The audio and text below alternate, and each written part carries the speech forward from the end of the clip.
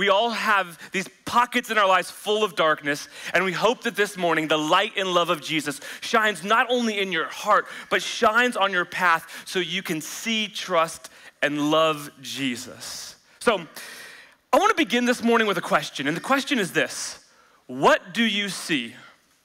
Now, some of you say, I see a good-looking middle-aged man. I know, but that's not what I'm talking about. I'm talking about this right here. Let me try and get out of the way so as most folks can see. You see this picture right here in the middle. What do you see? Anyone see some people? Anybody? Anyone see a vase? Yeah, okay. Half of you are right, half of you are wrong. Okay, but let's keep asking this question. What do you see? Let me take a look at this next picture. Oh yeah, that one's breathtaking. Here we go, next picture. Here we go. Yeah, there we go. What do we see here? Anyone see a duck? Anyone see a rabbit? Okay, I just need to be honest, I could not see the rabbit. Literally, Pastor Lori had to go and walk and point. Hold on, she had to be like, here's the ears, and I'm like, what rabbit has slicked back here? Like, this must be like a teenage rabbit or something like this. And like, here's the eye, and here's that. I'm like, I don't know. But when we ask the question, what do you see? It's interesting that folks can see the exact same thing and come to a different conclusion. People can see the exact same thing and come to a different conclusion. Maybe you've experienced this before. You and some friends are walking, you're out about, and you see a long line. And some of the people are like, that line is too long, I'm not doing it. And others say, long line, that must be awesome, sign me up. You know who you are in that group. Sometimes it's not that. Sometimes you and someone you love have a relationship with someone at work, or you have a relationship with someone in your family, and one of you like, that person's awesome. And the other one, that person's awful. You say, well, it's subjective. Well, sometimes even less subjective things. Well, that's what I thought. I remember one time the dentist said, hey, you've got all these different cavities. I'm like, what? My oral hygiene's a little better than that. And so I took it to a second opinion, one of my friends who's a dentist. And he's like, yeah, I can see why I said it, but I have a different opinion. And I'm like, y'all are scientists, folks. Y'all can't agree on this? They saw the same x-rays, had a different response. Same thing's true in faith. I've walked with enough people who have experienced significant pain, maybe the pain of a diagnosis, a divorce or broken relationship, or maybe they see evil in the world and they look at that pain, and some people look at it and say, if that exists in this world, I cannot love and trust a God who allows those types of things to happen. That's just wrong. And some folks look at those things and say, that is why I want to love and trust God, because I know that there's a problem bigger than I can solve, and I don't want to live in a world where evil wins. Same exact thing, two different results. How is it possible that people can see the same thing and come to different results? Well, here's my spoiler for you. Here's my hint of where we're going. Sometimes what you see and what you interpret says more about you than it does the image. Now, I don't know if I'm right about this, but when I saw that first picture, I for sure saw two people. And then they said there was vases there, and I'm like, I don't know, maybe it's because I see people and everything, because my life's all about people. Maybe if I was a florist, I'd see a vase. Now, I'm not saying that is true or not true, but what I'm saying is what you see sometimes says more about you. And today, that's what we're gonna see. We're gonna look at two people who have relatively the exact view of Jesus as we can see. In Luke chapter 23, Jesus is being crucified. And one on his left, one on his right, there's these two other criminals who are being crucified. Well, why are they being crucified? You see, crucifixion back in this day was a group project. What had happened was when there was a uprising or a threat of an uprising, the Romans would crucify multiple people at the same time. And in Luke 23, the passage we're about to look at, this story, it's during the time of Passover, which means the city of Jerusalem has swelled to 5, maybe 10 times its normal size. People are coming back to remember the celebration of when God delivered the Israelites from slavery in Egypt. Oh yeah, it's like some 4th of July vibes, but with less fireworks and more freedom. And so Rome's like, no, we're not gonna have any of that. We're gonna crucify you and you and you. We don't know how many folks are there at this crucifixion, There's one first century account of not of this crucifixion, but of another one, of Rome crucifying over 1,000 people on a popular thoroughfare. Now that's probably an exaggeration, but you get the idea. They want everyone to see, this is what happens when you mess with Rome, you will find out. And these two folks, hanging right next to him, have 180-degree different directions interpretation of who Jesus is. But what I want to look at is why. And what does that say about you and me? Because be honest, it's going to say more about us than it does about Jesus. So if you have your Bibles, go ahead and go to Luke chapter 23. Luke chapter 23, we'll begin reading in verse 32. Again, we've been walking through this series called Encounters, where we're looking at people who've had life-changing encounters with Jesus.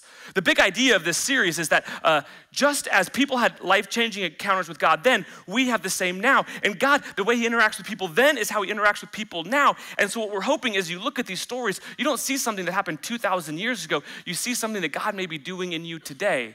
So today I want you to put yourself in the shoes of these two thieves and ask yourself, which view of Jesus looks more like you? And what does your view of Jesus say not only about Jesus, but also about you? Two criminals who are being made a public image. Last thing I'll say about these criminals. Some people have said they're thieves, maybe. Some say that they are political insurrectionists. We don't know. They could have been trying to lead an uprising against Rome, or maybe they were trying to steal something from a wealthy person, or just trying to steal to feed their own family. We don't know what got them there. But we know what happens when they get there. Here we go. We're in Luke chapter 23, verse 32. Two other men, both criminals, who were led out with Jesus to be executed. When they came to the place called the Skull, they crucified him along with the other criminals, one on his right and one on his left.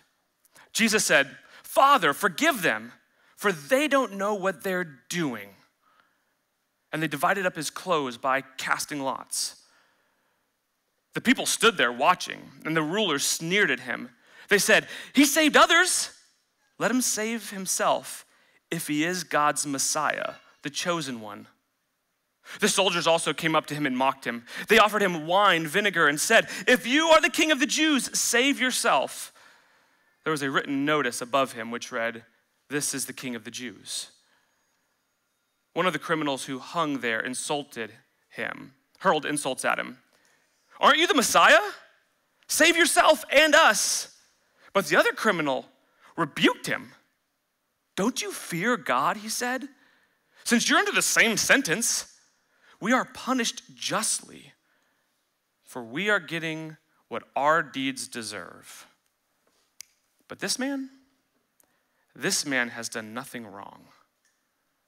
And then he said to Jesus, "Jesus, remember me when you come into your kingdom." And Jesus answered him, "Truly, I tell you, today you will be with me in paradise."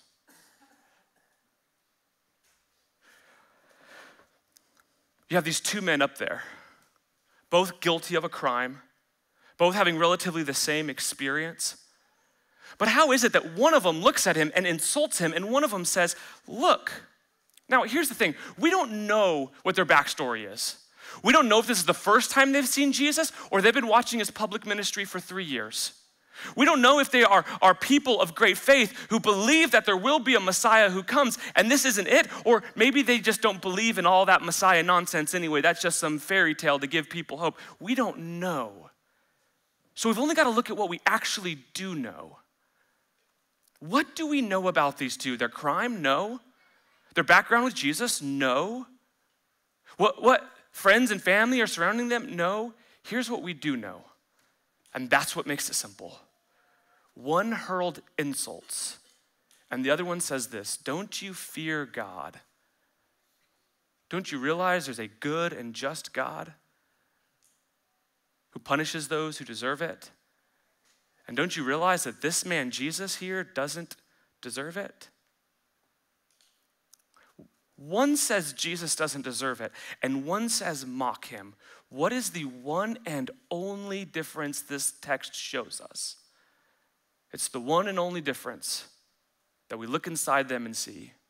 One of them looks at him and realizes, I'm guilty and I deserve this.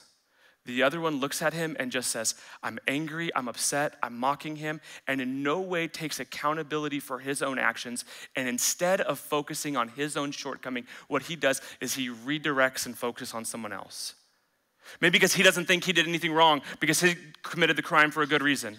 Maybe because he doesn't believe that Jesus is innocent. Maybe he's just angry and he just can't deal with the overwhelming pain and shame of it. Maybe he's trying to distract himself from whatever it is. But in this moment, the key to seeing Jesus is not just seeing who Jesus is, but seeing who you are. I wrote it in my notes this way so you can remember. Those of you taking notes, I wrote it this way. Seeing Jesus clearly starts with seeing ourselves honestly. Seeing Jesus clearly starts with seeing ourselves honestly. Let me give you an example. For years, people have experienced freedom from addiction through AA, Alcoholics Anonymous. And one of the things I love about it, it's based on Christian principles, but they've changed the language to make it more palatable to a broad audience. But it starts with this idea that I have a problem and I can't fix it myself. We have a ministry like that called Celebrate Recovery that meets here on Wednesday nights. And it says, we all human beings have hurts, habits, and hangups. But what happens is when you step into that room, what you're saying is, I realize that I have a problem that I cannot solve myself. Maybe you've done this before. Maybe you saw that you had a plumbing problem at your house. And you're like, I don't know what I need to do, but if I go to Home Depot, use some YouTube and I get the right tools, then I can do it. And then you come back and you work on it and your partner's like, hey, you fixed it yet? Nope. Well, what's going on? I don't know. There's just more water coming out of it than there used to be. Why? Because I thought I could fix it myself. And then I realized the problem was bigger. That's what the one thief realized, is they had a problem and God was the picture of perfection, and they were the picture of imperfection. Friends, this is the key. This is what unlocks a relationship with Jesus, is when you're able to come and be honest about your own sin and shortcoming, and you look at him and realize he's perfect. You look at yourself and realize, I am guilty and he is innocent. When you look at him, you say, that is the picture of love. What is the picture of love? This is a God who becomes a human being to die on a cross. And not just die on a cross, but while he's dying, what does he do? If I was Jesus, which I'm not, if I was Jesus and I'm there being crucified, I'm not saying, Father, forgive them for they didn't know what they do. I'd be, hey, Father, make sure you get all of their names, because when I'm resurrected in 3 days, I'm gonna come back and be like, check me out. What does Jesus do? I don't deserve it. Nope. Forgive them. When you see the love of Jesus, who's able to forgive those who've done the worst to him and they haven't even asked for forgiveness yet, when you see the love of Jesus, when you see the light of Jesus, it more clearly reflects the darkness in our own hearts. So let me just ask you this, friends. Will you take the posture of that thief, or maybe someone coming in for recovery, and come before God and say, God, I'm here not because I'm a good person, not because I prayed enough. And you realize that it's not my goodness, but it's God's grace that transforms. And so what does he say? He says, remember me in your kingdom. Remember me in your kingdom is one of the silliest statements you could ever make. Why? Jesus is literally dying on a cross. He's being accused of what? It says it right over top. You see, that's what they put over the top of the person being executed head. It says what crime they committed. And what crime did they commit? Claiming that he was the king of the Jews. And now he's about to die. And this man says, remember me. Now, some of you, that doesn't seem silly. Let me explain it this way.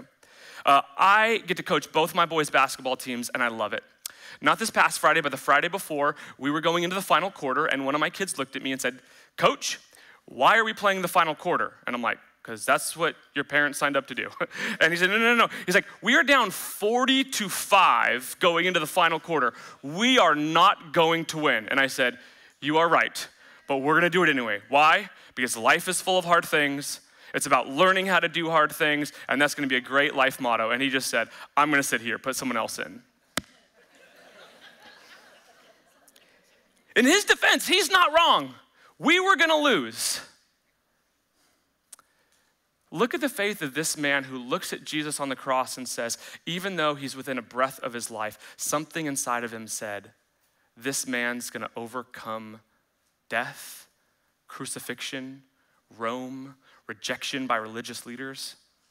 That is some kind of faith, friends. And I believe that type of faith comes when you realize that you are not God. You don't make the rules. We rarely keep the rules. But there's a God who loves us even so much that when we don't do it right, even when we deserve the punishment, even when we deserve crucifixion, even when we deserve the punishment, he says, let me take the punishment for them. Some of you are like, I don't understand all this. Some of you are like, I don't get this. We're singing songs about blood and being made washed white. I don't understand, I don't get that. Some of you are like, why is Jesus even dying on the cross in the first place? Some of you are saying, how does this man believe that there's gonna be something? What does this mean? Here's a story to help you understand what's happening, that helps you understand why Jesus is on the cross and what's about to happen next week on Easter Sunday, or what we celebrate next week on Easter Sunday. The story goes like this. There was a king who was known for being just. And the good thing about his justice is it wasn't just for those who he liked. It wasn't just for those who could pay him back. He was just and fair to everyone in the land, from the most to the least wealthy, the most to the least powerful, those who were closest to him and those who were farthest from him. And one day, a man came in and said, while my son was walking across the road, he was run over and he was killed. How could a good king let this happen in this society? And how are we gonna find out who it was that did it? And what's their punishment gonna be? If you are a good and fair God and my son is dead, what are you gonna do? So they sent for an investigation throughout the land to say, who was it? They searched high and low and everywhere, far and wide. And what they found out is they actually didn't have to look that far. They didn't have to look outside the palace because the one who ran him over was the king's son, the prince. And so the king has this choice. I can be just and give my son what he deserves, or I can throw justice away and just turn a blind eye because I don't like what it does.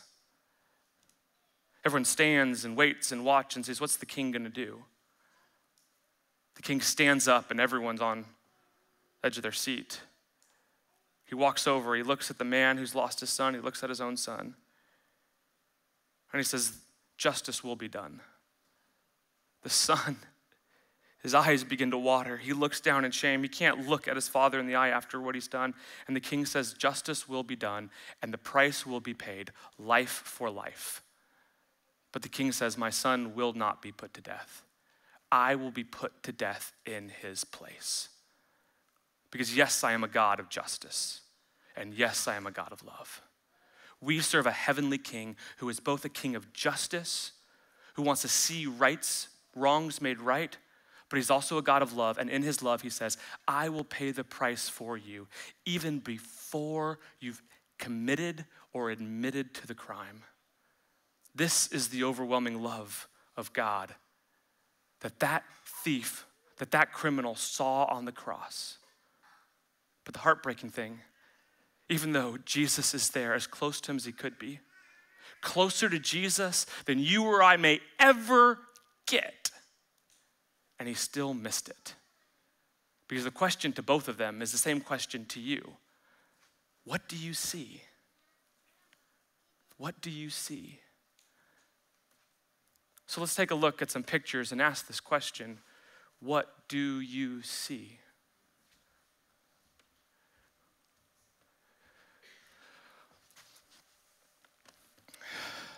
I look at it and I can't help but see the contrast here of one looking towards Jesus and one looking away.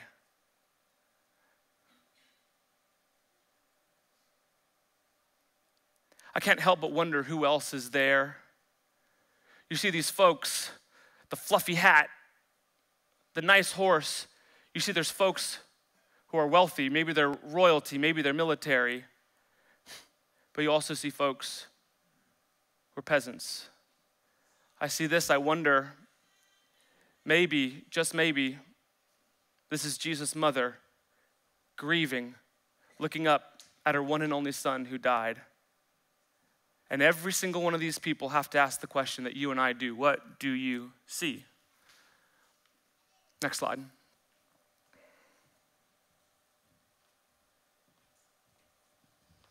See this painting done by an Ethiopian artist. And what do you see? I see that even in Jesus' darkest hour, the light and love of God shines down on him. I see that I got questions about this guy right here in the white robe. Does the white symbolize his true purity because of his heart towards God, and that he's going to receive God's gift of his shed blood cleansing him? Or is the white only as deep as his clothes, and his righteousness is only superficial? And because he looks the part, he's more like the thief that rejected him. I don't know. But as we look at this last image, next picture together, the question isn't just, what do they see? The question is, what do you see? Friends, this might be the most important question you ever ask and answer. When you look at Jesus, what do you see? And when you look at yourself, what do you see? On with this, the theologian John Calvin says this. He says, you cannot know God without knowing self. You cannot know self without knowing God. He calls it the double knowledge paradox. That the more we see God and his perfection, the more it reveals our imperfection. The more we see that there's something wrong with us, it highlights the perfection of Jesus. And the more we get to know him and the way he created us, you understand that some of those longings and desires in you were longing and desires that he hardwired into you. But you also realize that there's longing and desires in you that do not reflect who he is and what he wants for you. And today we ask the question, what do you see? So I invite you to a moment of reflection. This moment I invite you to get comfortable, maybe close your eyes, maybe place your palms face up as a sign of attention to God. And maybe as you pray, you say in your own words to Jesus what you see when you see him. In this moment, take a brief second just to say thank you to him in your own words.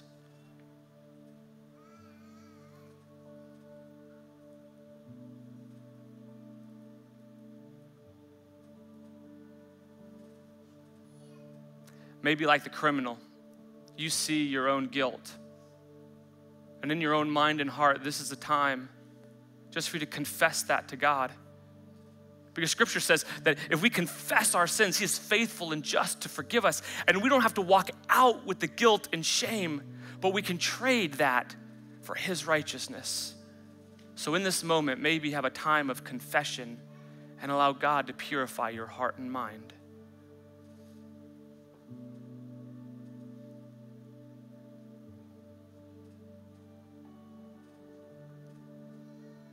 And now you respond. Maybe you stand and sing at the top of your lungs. Maybe you kneel where you are in awe of the gracious King. Maybe you pray that as you walk out those doors, you'll be transformed by him. Maybe you think of someone in your life who you see on a cross next to him that you want to experience the light and love of Jesus, and you pray for them because you know they can't see their own shortcomings and need for a Savior. The most powerful posture you can take is not a posture that says, I have all the power, but a posture of humility that says, I can receive from God that which I cannot do for myself. And from that posture, we respond and worship Jesus together.